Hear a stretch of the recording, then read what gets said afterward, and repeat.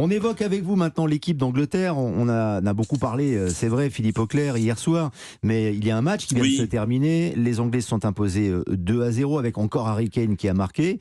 Saka également. Saka, c'est vraiment un symbole. Il explose avec l'Angleterre comme avec Arsenal. Ah, mais c'est encore aujourd'hui enthousiasmant. Je vous avouerai que je sais pas trop bien comment il fait parce qu'il n'a que 21 ans et on dit que à cet âge-là, on a parfois un petit peu moins de coffre, c'est-à-dire qu'on est plus inconstant, on n'a pas tout à fait le volume physique nécessaire pour pouvoir tenir de match en match. Il joue tous les 3 jours, mais le niveau reste le même, à savoir exceptionnel.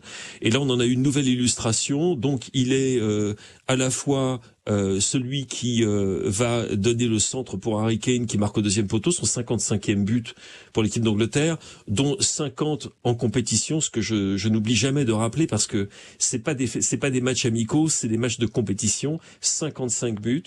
Et puis ce deuxième but absolument somptueux qui est en train de devenir une espèce de but signé Saka, comme il y a des buts qui étaient signés Arjen Robben ou Franck Ribéry ou Thierry Henry, à savoir on reçoit le ballon dos au but, petit décalage, petite touche de balle pour se mettre dans le sens du but, on part sur la gauche, frappe enroulée de la gauche dans la lucarne opposée.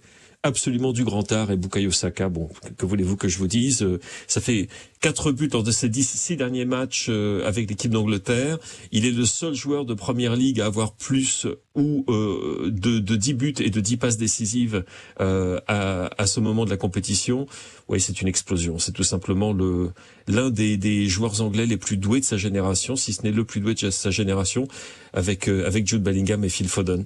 Donc ça laisse prévoir de belles choses. En tout cas, mon cher Lionel, pour l'équipe d'Angleterre, bon, je pense que tout va bien. 6 points après 2 matchs contre l'Italie et l'Ukraine. Je pense que vous pouvez déjà parier sur eux pour être présents à l'Euro 2024. Bien volontiers, oui, parce que les Français sont évidemment favoris depuis la victoire contre le Pays-Bas. Ce sera une thématique tout à l'heure aux alentours de 22h.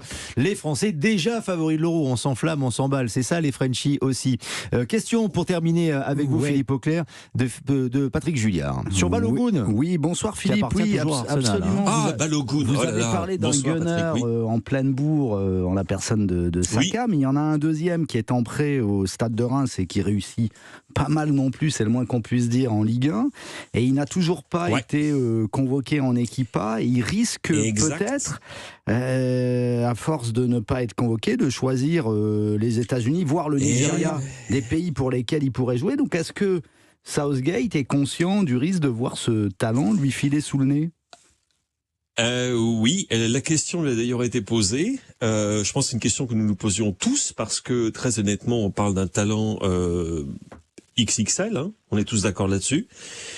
Le problème entre guillemets, c'est qu'il y a beaucoup de concurrence à son poste, qui serait dans l'équipe d'Angleterre plutôt sur un côté plutôt que dans l'axe.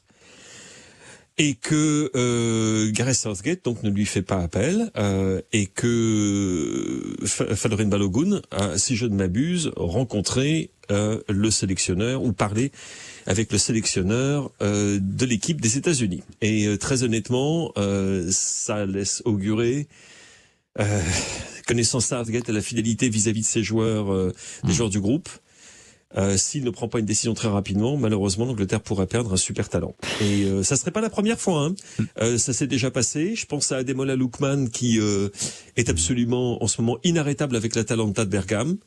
Ademola Lookman, oublié par l'équipe d'Angleterre, et ben maintenant joue pour le Nigeria. Donc voilà, c'est Patrick, en effet, il y a un problème. Il y a un problème à ce niveau-là. Il va falloir que Southgate, oui, il y a débat. Il y a débat et ça va faire de plus en plus débat, croyez-moi, parce que ce que fait Balogun avec le Stade de Reims, on sait ce que c'est en Angleterre.